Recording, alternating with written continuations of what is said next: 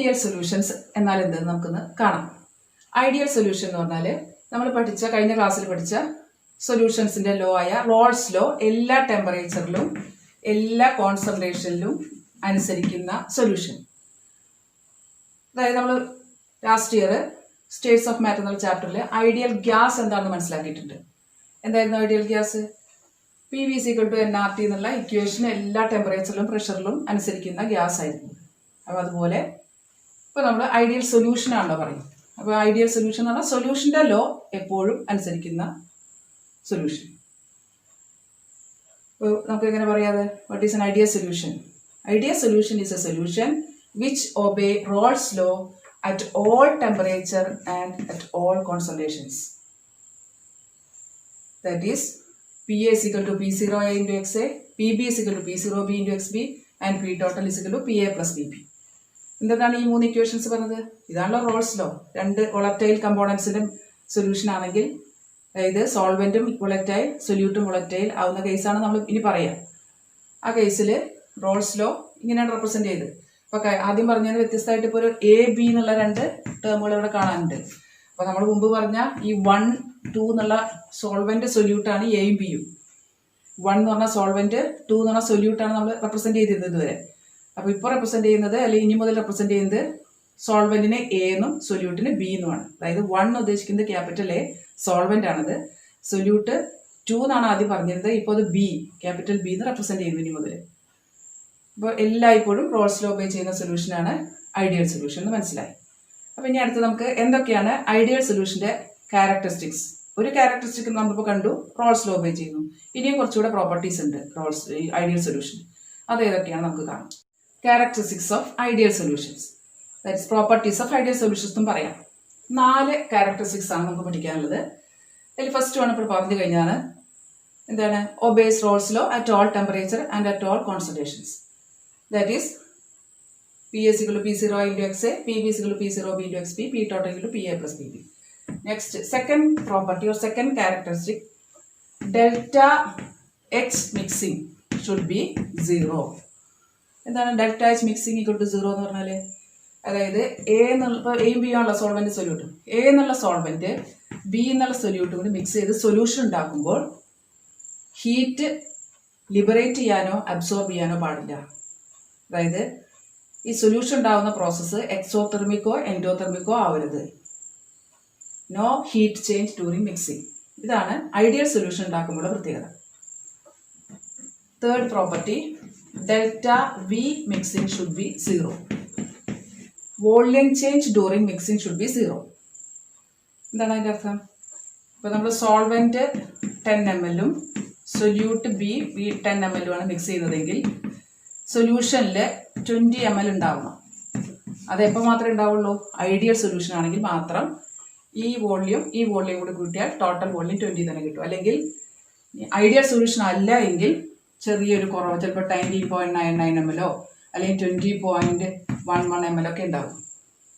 കുറച്ച് കൂടുതൽ കുറച്ച് കുറവൊക്കെ ആവാം ടോട്ടൽ വോള്യം. മിക്സ് ചെയ്യുമ്പോൾ ചെറിയ വോള്യം ചേഞ്ച് വരും. പക്ഷെ ഐഡിയൽ സൊല്യൂഷനാണ് നമ്മൾ ഉണ്ടാക്കുന്നതെങ്കിൽ ഒരിക്കലും ഈ വോള്യം ചേഞ്ച് ഉണ്ടാവില്ല.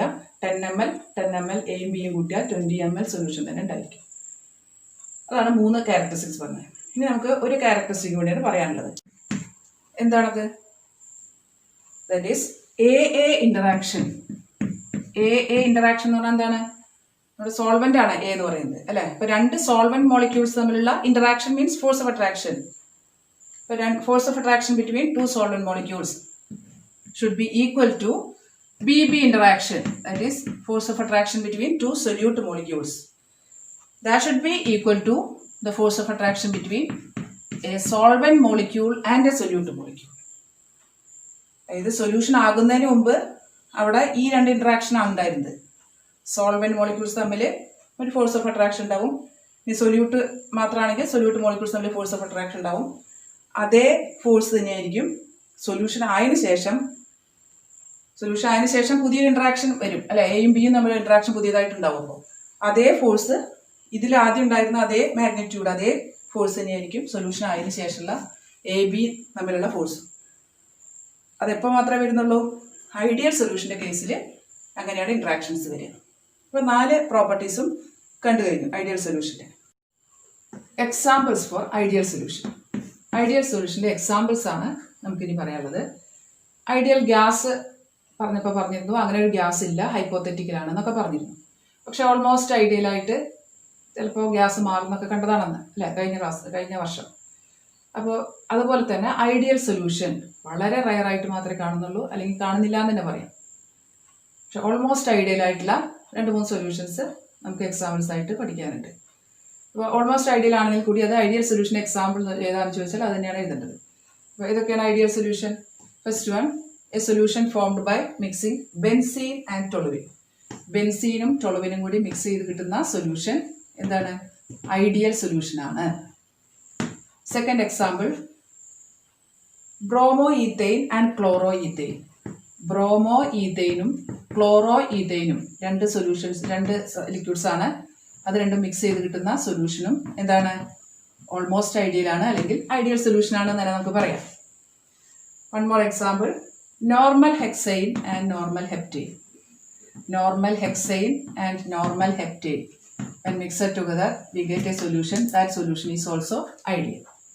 ഇതൊക്കെയാണ് ഐഡിയൽ സൊല്യൂഷൻ്റെ എക്സാമ്പിൾ. ഐഡിയൽ സൊല്യൂഷൻ്റെ ഗ്രാഫിക്കൽ റെപ്രസെൻറ്റേഷൻ. നമുക്കറിയാം ideal solution Raoult's law obey ചെയ്യുന്നതുകൊണ്ട് റോൾസ് ലോയുടെ ഗ്രാഫ് തന്നെയാണ് ഐഡിയൽ സൊല്യൂഷൻ്റെ ഗ്രാഫ്. അപ്പോൾ നമുക്ക് ആദ്യം പഠിച്ചതാണെങ്കിൽ കൂടി ഒന്നുകൂടെ സോൾവെൻറ്റിൻ്റെ മാത്രം ഗ്രാഫ് പിന്നെ സൊല്യൂട്ടിൻ്റെ മാത്രം ഗ്രാഫ് വരച്ച് അത് കമ്പൈൻ ചെയ്ത് സൊല്യൂഷൻ്റെ ഗ്രാഫാക്കി മാറ്റുന്നത് എങ്ങനെയെന്ന് ഒന്നുകൂടി ഡീറ്റെയിൽ ആയിട്ട് കാണാം. അപ്പോൾ അതിനായിട്ട് നമ്മൾ സോൾവെൻറ്റ് മാത്രമാണ് ഫസ്റ്റ് എടുക്കുന്നത്. സോൾവെൻറ്റ് എങ്ങനെയാണ് റെപ്രസെൻറ്റ് ചെയ്തത്? എ എന്നുള്ള ലെറ്റർ വെച്ചിട്ടാണ് നമ്മളിപ്പോൾ സോൾവെൻറ്റ് റെപ്രസെൻറ്റ് ചെയ്യുന്നത്. അപ്പോൾ സോൾവെൻറ്റ് എയിൽ റോൾസ് ലോ ഒബേ ചെയ്താൽ PA = P0A × XA എന്നുള്ള ഇക്വേഷൻ ശരിയാണല്ലോ. അപ്പോൾ ഈ ഇക്വേഷനിൽ mole fraction that is XA = 0, അതായത് മോൾ ഫ്രാക്ഷൻ്റെ മിനിമം വാല്യൂ അതാണ് XA = 0. 0 ആകുമ്പോൾ എന്താണ് PA? എത്രയായിരിക്കും PA? PA = P0 × 0, that is PA = 0. അപ്പോൾ ഇതാണ് മോൾ ഫ്രാക്ഷൻ മിനിമം ആകുമ്പോൾ വേപ്പർ പ്രഷറും മിനിമം. അടുത്തത് maximum value of mole fraction എത്രയാണത്? 1.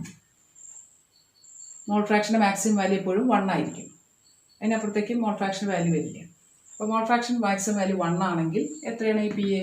PA = P0A × 1, that is P0A. PA = P0A. ഇതൊന്ന് ജസ്റ്റ് നമുക്ക് മനസ്സിലാക്കി വെക്കണം, കാരണം ഗ്രാഫ് വരയ്ക്കുമ്പോൾ ഗ്രാഫിൽ നിന്ന് ഈ കാര്യങ്ങൾ കാണുന്നുണ്ടോ എന്ന് ശ്രദ്ധിക്കാൻ വേണ്ടിയിട്ടുണ്ട്. അപ്പോൾ നമുക്കിത് വെച്ചിട്ട് ഒരു ഗ്രാഫ് റെപ്രസെൻറ്റ് ചെയ്ത് നോക്കാം. ഇവിടെ എന്തായിരുന്നു? വേപ്പർ പ്രഷർ, Y ആക്സിസിൽ വേപ്പർ പ്രഷർ, X ആക്സിസിൽ മോൾ ഫ്രാക്ഷൻ. ഇങ്ങനെയാണ് നമ്മൾ റോൾസ് ലോയുടെ ഗ്രാഫ് വരച്ചത്. ഇനി മോൾ ഫ്രാക്ഷനിൽ XA = 1 എന്നുള്ള പോയിന്റ് ഇതാണ്. അപ്പോൾ ഇവിടെ XA = 0 എന്നുള്ള പോയിന്റ് ഇവിടെ വരച്ചു. ഇതാണ് XA = 1 എന്നുള്ള പോയിന്റ്. അപ്പോൾ നമുക്കൊരു സ്ട്രെയിറ്റ് ലൈൻ കിട്ടും, കാരണം Y = mx എന്നുള്ള ഒരു ഇക്വേഷൻ്റെ ഗ്രാഫാണ് നമ്മൾ വരയ്ക്കുന്നത്. അതുപോലെ PA proportion to directly proportion to XA എന്നറിയാം. അപ്പോൾ അതനുസരിച്ച് XA കൂടുന്തോറും PA കൂടണം, അതായത് വേപ്പർ പ്രഷറും കൂടണം. അപ്പോൾ എങ്ങനെ കിട്ടും ഗ്രാഫ്?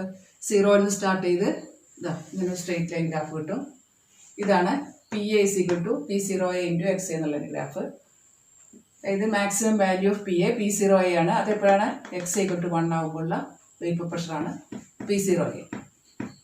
അപ്പോൾ നമ്മൾ സോൾവെൻറ്റിൻ്റെ മാത്രമുള്ള ഗ്രാഫ് നമുക്ക് ഇങ്ങനെ കിട്ടി. ഇനി നമുക്ക് PBയുടെ ഗ്രാഫ് ഇതുപോലെ തന്നെ വരച്ച് നോക്കാം. അപ്പോൾ PB = P0B × XB. ഇനി XB 0 ആകുമ്പോൾ minimum value of mole fraction ആണ്, അപ്പോൾ PB 0 എന്ന് കിട്ടും. ഇനി maximum value of mole fraction XB 1 ആണ്, അപ്പോൾ PB = P0B എന്ന് കിട്ടും. ഇത് എയുടെ കേസിൽ, സോൾവെൻ്റെ കേസിൽ കിട്ടിയ അതേ ഇക്വേഷൻസ് എയുടെ സ്ഥലത്ത് B ആയി മാത്രമേ ഉള്ളൂ. അപ്പോൾ നമുക്ക് ഇതിൻ്റെ ഗ്രാഫ് വരയ്ക്കാനായിട്ട് ഇതേപോലെയാണ് വരയ്ക്കുന്നത്. ഇതുപോലെ തന്നെ ഗ്രാഫ് കിട്ടുക, ഏഴ് സ്ഥലത്തൊക്കെ B ആവും. പക്ഷെ നമുക്ക് ക്ലിയർ ആയിട്ട് ഇത് കമ്പൈൻ ചെയ്യാൻ എളുപ്പത്തിന് വേണ്ടിയിട്ട് ആക്സിസുകൾ ജസ്റ്റ് ഇങ്ങനെ ഒന്ന് തിരിച്ചു വരച്ചു. ഇതാണ് X ആക്സിസ്, ഇവിടെ മോൾ ഫ്രാക്ഷൻ ആണ് മാർക്ക് ചെയ്യുന്നത്. ഇത് Y ആക്സിസ് ആണ്, ഇവിടെ വേപ്പർ പ്രഷർ ആണ് മാർക്ക് ചെയ്യും, മുകളിലേക്ക് വേപ്പർ പ്രഷർ മാർക്ക് ചെയ്യും. അപ്പോൾ ഇവിടെ ഇതാണ് XB = 0 എന്നുള്ള പോയിന്റ്. അപ്പോൾ ഇതെന്തായിരിക്കും? XB = 1 എന്നുള്ള പോയിന്റ്, മാക്സിമം XB വരുന്ന പോയിന്റ്. ഇതുപോലെ തന്നെ നമുക്ക് ഡയറക്റ്റ് പ്രൊപ്പോർഷനുള്ള ഗ്രാഫ് കിട്ടും. ഒറിജിനിൽ കൂടെ കടന്നു പോകുന്ന ഗ്രാഫാണ്, ഡയറക്റ്റ് പ്രൊപ്പോർഷൻ ആണ്. അപ്പോൾ എല്ലാ കാര്യങ്ങളും ആദ്യത്തെ പോലെ തന്നെ കിട്ടും. ഇങ്ങനെ ഒരു ഗ്രാഫാണ് വരിക. അപ്പോൾ ഇതാണ് എന്ത് P0B, ദാറ്റ് ഈസ് XB = 1 ആകുമ്പോഴുള്ള വേപ്പർ പ്രഷറാണ് P0B. ഇത് P0Bയുടെ സ്ട്രെയിറ്റ് ലൈൻ ഗ്രാഫ് കിട്ടി. അപ്പോൾ PAയുടെ ഗ്രാഫും PBയുടെ ഗ്രാഫും കൂടി ഒരുമിച്ച് നമ്മൾ കമ്പൈൻ ചെയ്യാൻ പോവാണ്. അതിന് PAയുടെ ഗ്രാഫ് നമുക്ക് ആദ്യം കിട്ടിയത് ഇവിടെ കാണുന്നുണ്ട് അല്ലേ. PAയുടെ ഗ്രാഫാണിത്. ഇവിടെ P0 ആണ്. X = 1, X = 0, 0ൽ തുടങ്ങി 1ൽ അവസാനിച്ചു. മാക്സിമം വാല്യൂ PA വന്നു. ഇനി ഇതിൽ തന്നെ നമ്മൾ PBയുടെ ഗ്രാഫ് ഇതിലോട്ട് യോജിപ്പിക്കുകയാണ് ചെയ്യുന്നത്. അപ്പോൾ PBയുടെ ഗ്രാഫ് നമ്മൾ വരച്ചപ്പോൾ ഇങ്ങനെയാണ് വരച്ചത് അല്ലേ. ഇതിങ്ങനെയായിരുന്നു PBയുടെ ഗ്രാഫിൽ വേപ്പർ പ്രഷർ ഇങ്ങനെയായിരുന്നു വരച്ചത്. അപ്പോൾ ഇവിടെയായിരുന്നു വേപ്പർ പ്രഷർ, ഇവിടെയായിരുന്നു മോൾ ഫ്രാക്ഷൻ. മോൾ ഫ്രാക്ഷനിൽ ഇവിടെ XB = 0യും XB = 1 ആണ് വരച്ചത്. നമ്മൾ ആദ്യം വരച്ചത്. അപ്പോൾ അത് XB = 0യിൽ നിന്നാണ് PBയുടെ ഗ്രാഫ് തുടങ്ങുക. PBയുടെ ഗ്രാഫ് ഇങ്ങനെ, ഇതാണ് PBയുടെ ഗ്രാഫ്. PB = P0B × XBയുടെ ഗ്രാഫ് കിട്ടി. അപ്പോൾ നമുക്ക് ഈ വരച്ചത് ഇതിപ്പോൾ രണ്ടും കൂടി ഒന്നിലേക്ക് റെപ്രസെൻറ്റ് ചെയ്തതാണ്. പക്ഷെ ഇതല്ല നമ്മുടെ എന്തിൻ്റെ ഗ്രാഫ്, ഐഡിയൽ സൊല്യൂഷൻ്റെ ഗ്രാഫ്. ഇത് ജസ്റ്റ് എന്താണ് സോൾവെൻറ്റ് മാത്രമുള്ളപ്പോഴും സൊല്യൂട്ടിൻ്റെയും മാത്രമുള്ള ഗ്രാഫാണ്. സൊല്യൂഷൻ്റെ ഗ്രാഫാണ് ക്വസ്റ്റ്യൻ അല്ല, ഐഡിയൽ സൊല്യൂഷൻ്റെ ഗ്രാഫാണ് നമുക്ക് പഠിക്കാനുള്ളത്. അപ്പോൾ സൊല്യൂഷൻ്റെ ഗ്രാഫ് ഇനി വരയ്ക്കാൻ പോകുന്നതാണ്. എന്താണ് വരയ്ക്കാൻ പോകുന്നത്? P ടോട്ടൽ അല്ലെങ്കിൽ P സൊല്യൂഷൻ്റെ ഗ്രാഫ്. എന്താണ് P total? P total = PA + PB. P total = PA + PB ആണ്. P ടോട്ടൽ എന്ന് പറഞ്ഞാൽ P സൊല്യൂഷൻ എന്ന് പറയുന്നത്, ഐഡിയൽ സൊല്യൂഷൻ. P ടോട്ടൽ എങ്ങനെ വരയ്ക്കാം? ഈ PAയും അതുപോലെ ഇവിടെ നമ്മൾ ഇതായിരുന്നു ഇവിടെ എഴുതാൻ വിട്ടുപോയതാണ്. ഇപ്പോൾ ഇതാണ് P0B അല്ലേ. XB 1 ആകുമ്പോഴത് P0B.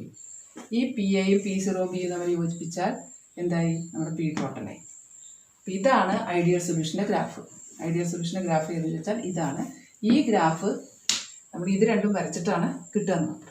ഐഡിയൽ സൊല്യൂഷൻ്റെ ഗ്രാഫ് ഇത് റോൾസ് ലോയുടെ ഗ്രാഫ് തന്നെയാണല്ലോ. ആദ്യം വരച്ച അതേ ഗ്രാഫാണ് കിട്ടിയത്. ഇവിടെ 1, 2 എന്നാണെങ്കിൽ ഇവിടെ A, B എന്ന് റെപ്രസെൻറ്റ് ചെയ്തത് മാത്രമേ ഉള്ളൂ സോൾവെൻറ്റ് സൊല്യൂട്ടിന്. ഈ ക്ലാസ്സിൽ ഐഡിയൽ സൊല്യൂഷൻ്റെ പ്രോപ്പർട്ടീസ്, ഗ്രാഫിക്കൽ റെപ്രസെൻറ്റേഷൻ, എക്സാമ്പിൾസ് എന്നിവ നമ്മൾ കണ്ടു കഴിഞ്ഞു.